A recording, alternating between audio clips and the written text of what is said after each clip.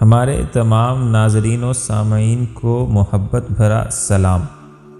اس series کی گزشتہ قسط میں آپ نے قرآن و حدیث کی روشنی میں مسجد اقصیٰ کی اہمیت جانی اور یہ جانا کہ اسلام میں فلسطین کا کیا مقام اور مسلمان اس کے بارے میں کیا عقیدہ رکھتے ہیں۔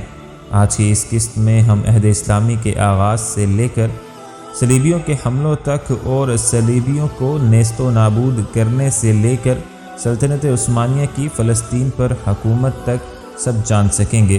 آگے بڑھنے سے پہلے اس چینل کو سبسکرائب کیجئے اور گھنٹی کے بٹن کو دبائیں تاکہ آئندہ آنے والی تمام معلومات آپ تک بروقت پہنچتی رہیں۔ خلیفہ اول حضرت ابوبکر صدیق رضی اللہ تعالی عنہ نے رومیوں کے زیر حکومت شام کو فتح کرنے کے لیے سن 633 میں کئی لشکر روانہ کیے، جن کی قیادت حضرت عمر بن العاص، یزید بن ابی سفیان، شرجیل بن حسنہ اور حضرت ابو عبیدہ بن جراح رضی اللہ تعالی عنہ نے کی۔ سن 634 میں اجنادین کے معرکے میں حضرت عمر بن العاص رضی اللہ تعالی عنہ کو رومیوں کے مقابلہ میں اہم کامیابیاں ملی۔ انہوں نے فحل، بیسان، لد اور یافا کو فتح کیا، اور جب رومن امپائر ہرکل کا بھائی تھیوڈورس نے رومی فوج کی قیادت سنبھالی تو حضرت ابوبکر صدیق رضی اللہ تعالی عنہ نے اپنے قائد حضرت خالد بن ولید رضی اللہ تعالی عنہ کو عراق سے فلسطین کی جانب رخ کرنے کا حکم دیا۔ جب خلیفہ اول حضرت ابوبکر صدیق رضی اللہ تعالی عنہ کی وفات ہوئی اور آپ رضی اللہ تعالی عنہ کے بعد حضرت عمر بن خطاب رضی اللہ تعالی عنہ نے خلافت سنبھالی تو انہوں نے فلسطین میں موجود اسلامی فوجوں کو فتح کے حصول تک معرکہ جاری رکھنے کا حکم دیا، اور حضرت خالد بن ولید رضی اللہ تعالی عنہ کو حکم دیا کہ تمام اسلامی فوجوں کو ایک ہی جھنڈے تلے جمع کر کے ایک ہی لشکر تشکیل دے۔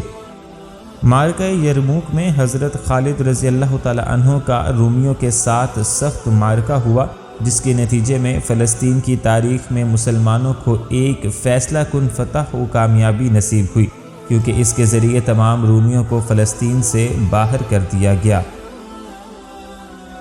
سن 15 ہجری میں بلاد شام میں مسلمانوں کو رومیوں پر معرکہ یرموک میں کامیابی ملی۔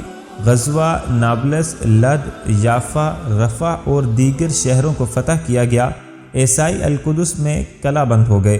4 ماہ تک القدس کا محاصرہ کیا گیا، یہاں تک کہ مسلم فوج کے قائد حضرت ابو عبیدہ رضی اللہ تعالی عنہ نے ان پر فتح حاصل کی اور رومیوں نے ان کے سامنے ہتھیار ڈال دیے۔ صفر و نیوس نے یہ شرط لگا دی کہ خلیفۃ المسلمین حضرت عمر بن خطاب رضی اللہ تعالی عنہ بذات خود شہر قدس کی چابی لے۔ القدس کو اس وقت تک ایلیا کہا جاتا تھا۔ حضرت عمر رضی اللہ تعالی عنہ اس وقت کے امیر المؤمنین تنہا اپنے ایک غلام کے ساتھ ایک اونٹ پر بیت المقدس کی سفر پر روانہ ہوئے۔ حضرت عمر رضی اللہ تعالی عنہ اور ان کا غلام باری باری اس پر سوار ہوتے۔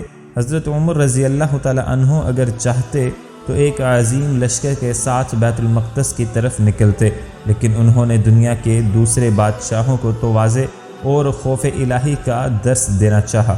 جب حضرت عمر رضی اللہ تعالی عنہ اور ان کے غلام بیت المقدس پہنچے، اس وقت اونٹ پر سوار ہونے کی باری غلام کی تھی۔ غلام نے چاہا کہ امیر المؤمنین ہی سوار ہوں تاکہ لوگ ان کو سوار دیکھیں، لیکن انہوں نے انکار کر دیا اور القدس میں پیدل داخل ہوئے جبکہ غلام سوار تھا۔ جب مسلمانوں نے ان کو دیکھا تو تکبیر و تحلیل کے ذریعے ان کا استقبال کیا، اور جس پہاڑ کے پاس حضرت عمر رضی اللہ تعالی عنہ نے تکبیر کہی، اس کو بعد میں تکبیر والا پہاڑ کا نام دیا گیا۔ امیر المؤمنین لشکر سے قریب ہوئے تو اس وقت ان کے جسم پر معمولی کپڑے تھے جو بعض جگہوں سے پھٹے بھی تھے۔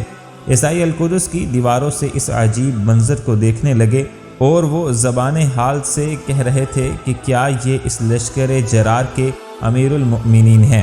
اس کے بعد کئی مسلم سلطنتوں نے اس سرزمین پر قرون وسطیٰ تک حکومتیں کیں، کبھی عہد امیہ، کبھی عہد عباسی، تو کبھی طولونی اور کرامتہ حکومتیں رہیں۔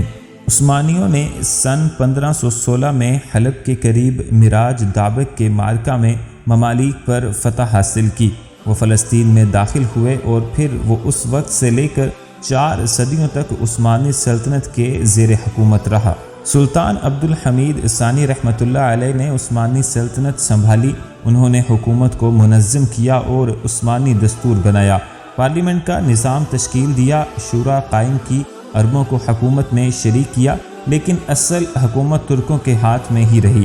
یہودیوں کی فلسطین کی جانب مسلسل ہجرت کو روکنے میں ان کا اہم رول رہا ہے، کیونکہ انہوں نے ایک ایسا قانون بنایا جس کے مطابق عثمانی سرزمین کی جانب یہودیوں کی اجتماعی ہجرت ممنوع قرار دی گئی تھی۔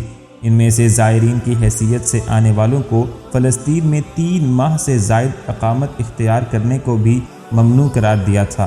یہ قانون انفرادی طور پر آنے والوں کے لیے بھی تھا۔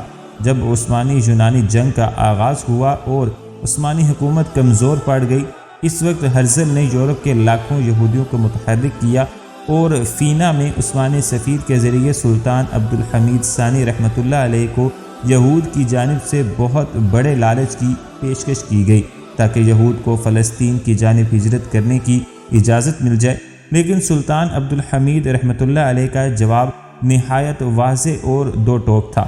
انہوں نے ہر قسم کی پیشکش کو یہ کہتے ہوئے ٹھکرا دیا، میں فلسطین کی ایک بالشت مٹی سے بھی دستبردار نہیں ہو سکتا ہوں، اس لیے کہ یہ میری ملکیت نہیں بلکہ میری قوم کی ملکیت ہے۔